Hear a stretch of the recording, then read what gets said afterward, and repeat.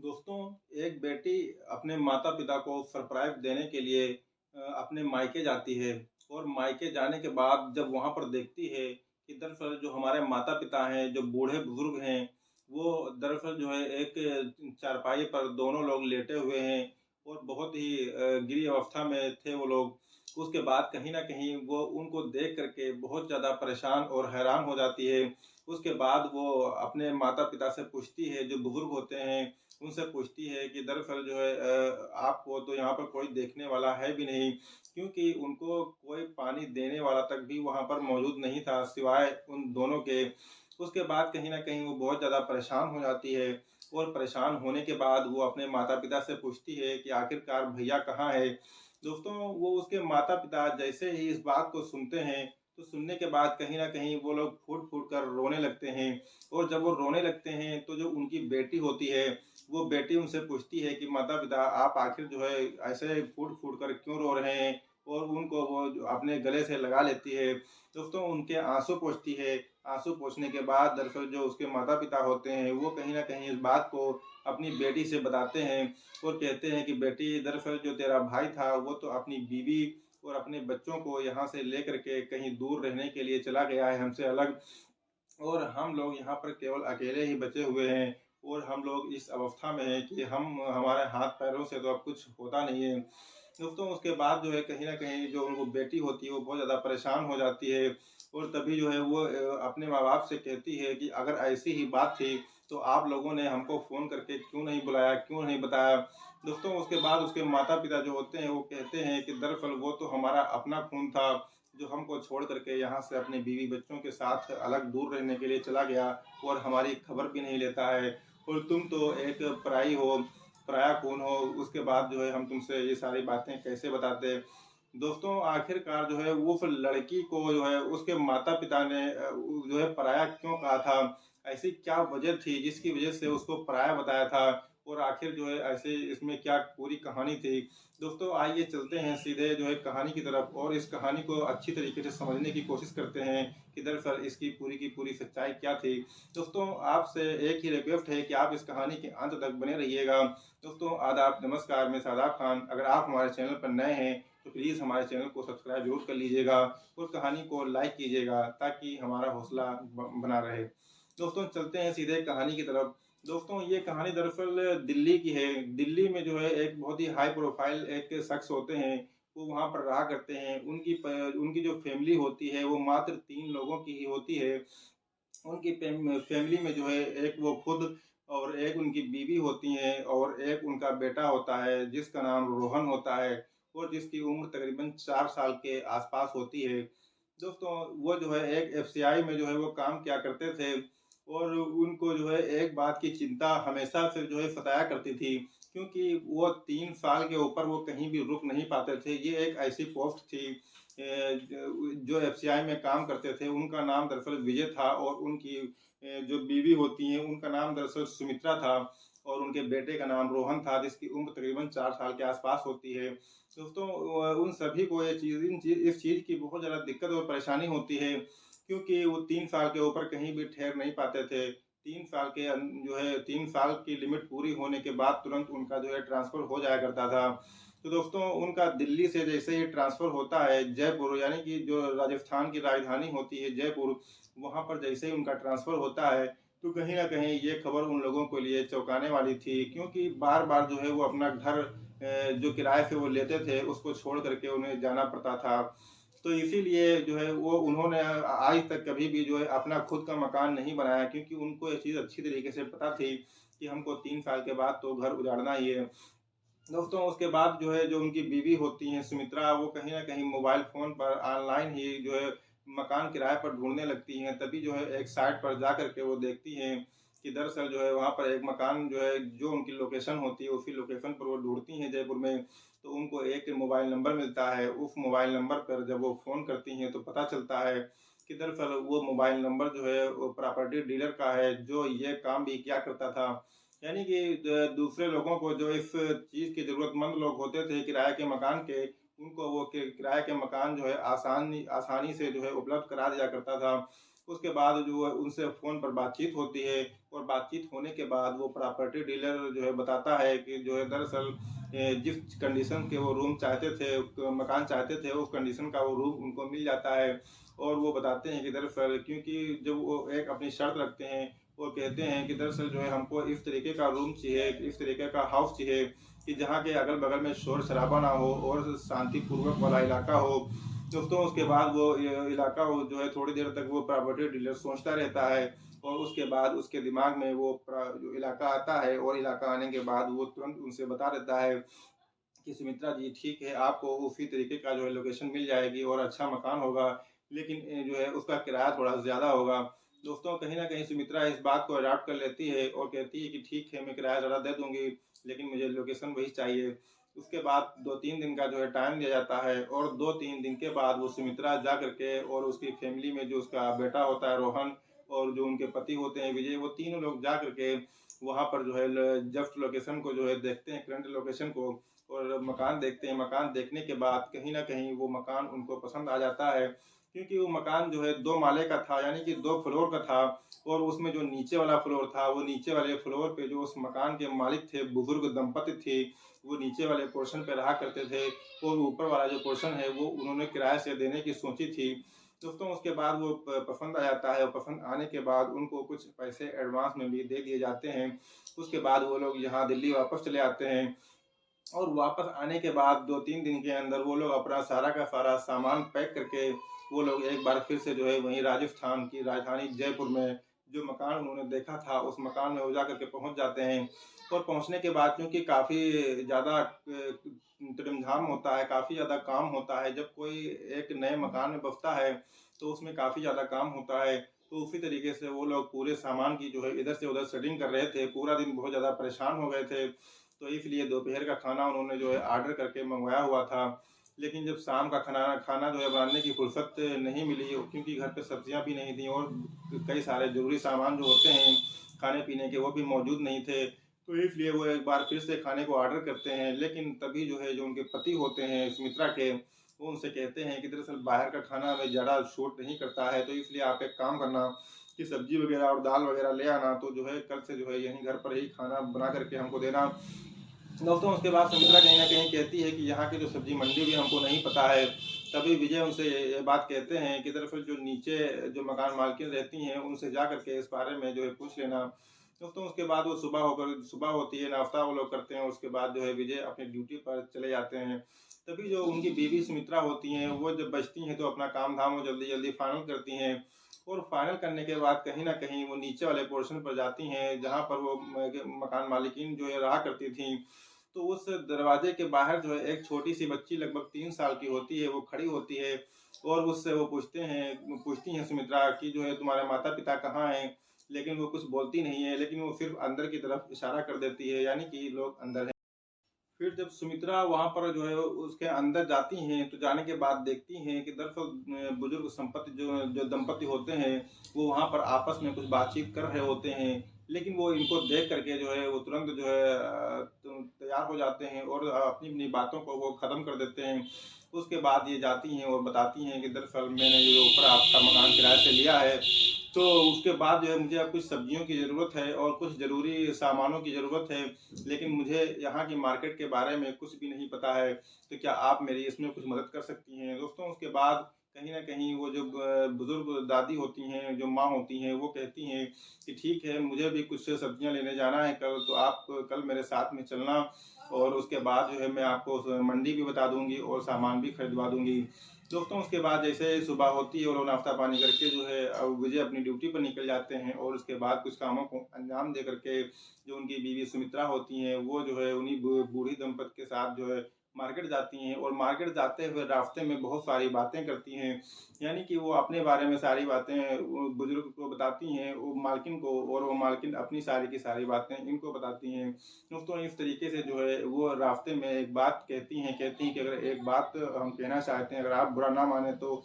बुजुर्ग जो होती हैं वो कहती हैं कि मुझे बुरा मानने की क्या बात है? तभी वो कहती है सुमित्रा कि दरअसल मैं आपको जो है क्या माँ बुला सकती हूँ? दोस्तों उसके बाद वो बहुत ज़्यादा खुश हो जाती हैं, उनकी आँखों में आँसू आ जाते हैं और कहते हैं कि इसमें कौन-सी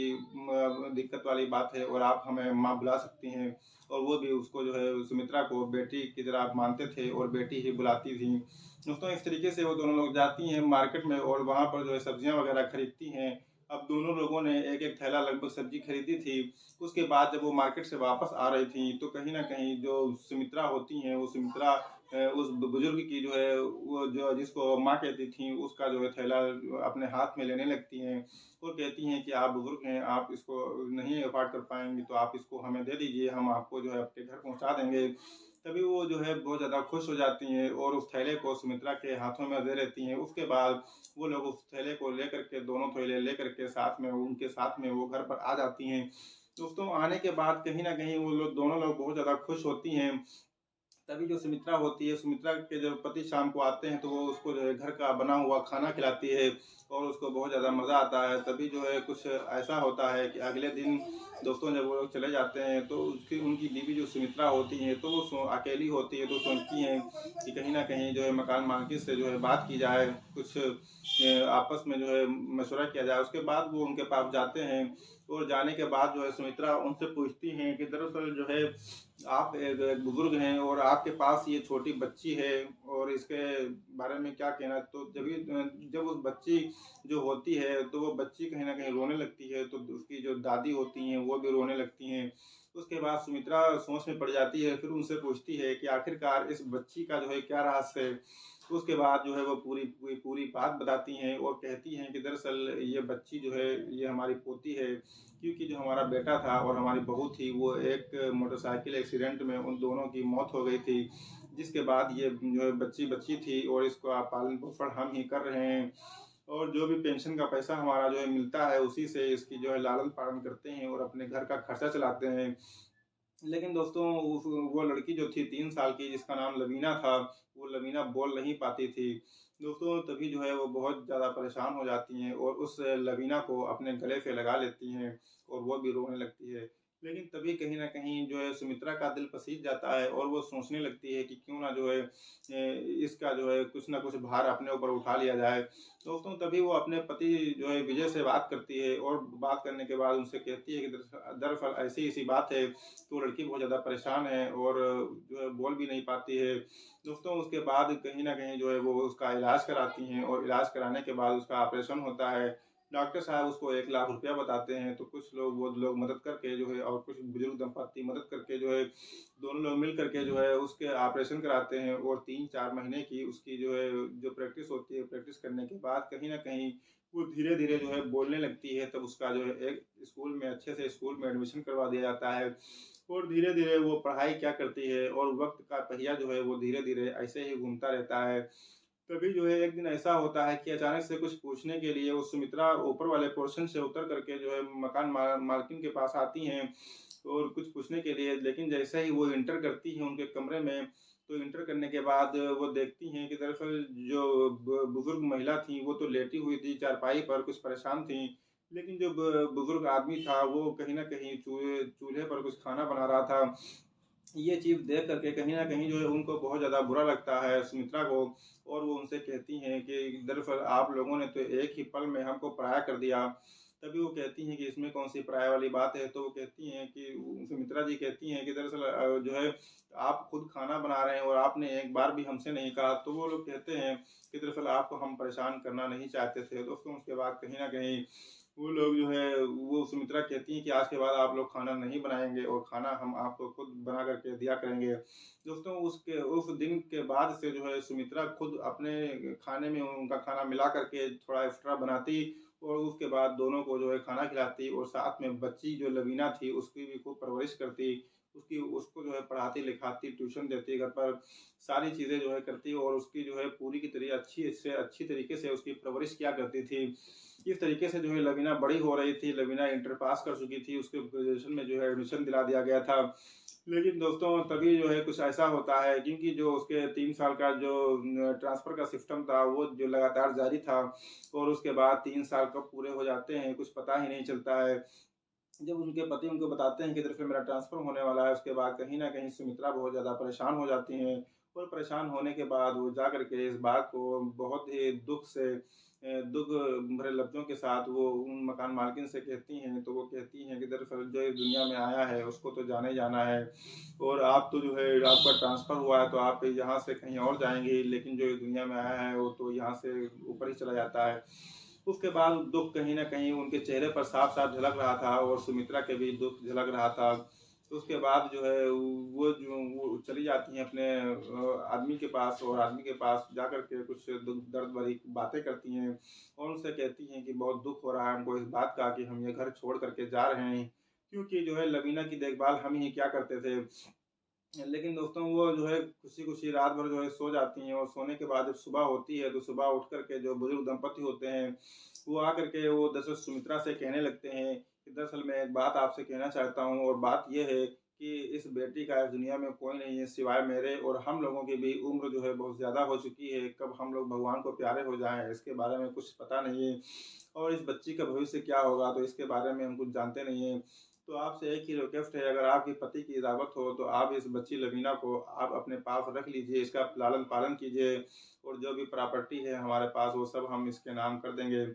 दोस्तों इसके बाद वो कहती हैं कहीं न कहीं कि अपने पति से हम पहले पूछ लेंगे, बाद में आपको बताएँगे। फिर पति जो है इस बात की जो है पूरी की पूरी तरीके से इजाज़त दे देता है,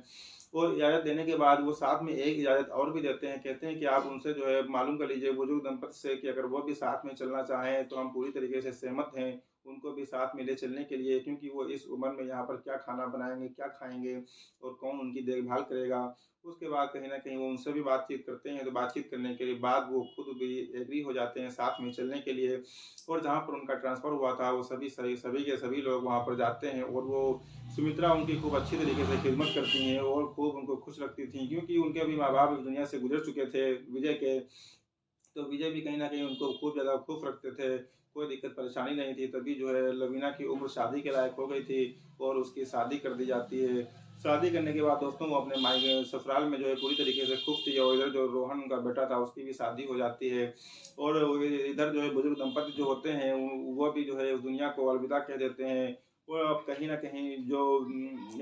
उसके जो माता-पिता होते हैं यानी कि सुमित्रा और विजय, तो दोस्तों इतना नेक काम करने के बाद कहीं न कहीं विजय का भी प्रमोशन हो जाता है, और उनका जो है स्थायी रूप से जो है वहीं पर रख दिया जाता है, और अब कोई ट्रांसफ़र का कोई चांस नहीं था।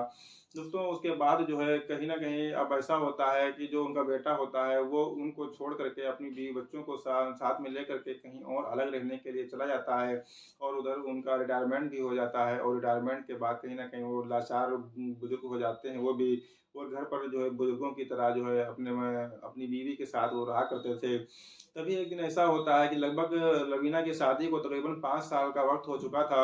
और उसके बाद वो जब अपने मायके आती है अपनी माँ को कुछ सरप्राइज़ देने के लिए, लेकिन तभी वो देखती है कि हमारी माँ कुछ इस हालात में है कि उनको कोई पानी देने वाला तक वहाँ पर मौजूद नहीं है। उसके बाद वो जो है उनसे पूछती हैं कि दरअसल भैया कहाँ हैं? दोस्तों तभी वो लोग रोने लगते हैं, और रोने के बाद वो उनको गले से लगा लेती है, तभी फिर वो अब जवाब देती है, वो कहती हैं तो कि दरअसल वो तुम्हारा भाई जो है अपनी बीवी-बच्चों को लेकर के यहाँ से काफ़ी टाइम पहले ही चला गया था अलग रहने के लिए, और हम लोग यहाँ पर अकेले रहते हैं। तो तभी जो है वो बहुत गुस्सा होती है, और कहती है कि एक पल में आप लोगों ने हमको पराया कर दिया, क्योंकि आप ये बात हमसे बता सकती थीं। दोस्तों उसके बाद वो कहती हैं कि वो तो हमारा अपना खून था जो यहाँ से चला गया हमको छोड़कर, लेकिन तुम तो पराया खून थी तो आपसे हम क्या बताते। दोस्तों तभी वो कहती है कि जो है हम पराया खून खून कहाँ थे, और हम तो ख़ास अपने थे। दोस्तों उसके बाद कहीं न कहीं वो उनकी भी ज़िम्मेदारी पूरी की पूरी अपने कंधों पर ले लेती है, और अपने माँ-बाप को अपने साथ में लेकर के वो चली जाती है अपनी ससुराल, और वहीं पर आराम से रहती थी। तभी जो है वहीं से एक दिन फ़ोन करती है अपने भैया को, और उसको बहुत ज़्यादा फ़ोन पर हड़काती है। हड़काने के बाद कहीं न कहीं उसको भी अपनी गलती का पछतावा होता है, और वो एक दिन आकर के अपनी माँ-बाप से मिलता है, और फिर वहाँ से उसको लेकर के चला जाता है, और आज की डेट में वो उनको बहुत ज़्यादा खुश रख रहा है। और जो है ये इधर जो लवीना होती है, ये भी जब इनको मौका मिलता है, तब ये जा कर के वहाँ पर अपने माँ-बाप से और अपने भाई से जो है मिल लिया करती हैं। दोस्तों ये थी आज की हमारी कहानी जो बहुत ही इंटरेस्टिंग थी। दोस्तों इस कहानी से आपको क्या सबक मिला कमेंट बॉक्स में ज़रूर बताइएगा, और कहानी कैसी लगी लाइक ज़रूर कीजिएगा। दोस्तों इस कहानी को सुनाने का उद्देश्य किसी की भावनाओं को आहत करना नहीं है, किसी को ठेस पहुँचाना नहीं है, बल्कि समाज में घटित हो रही घटनाओं से आपको सिर्फ अवगत कराना है। दोस्तों मिलते हैं एक नए दिन, एक नई कहानी के साथ, तब तक के लिए शब बख़ैर।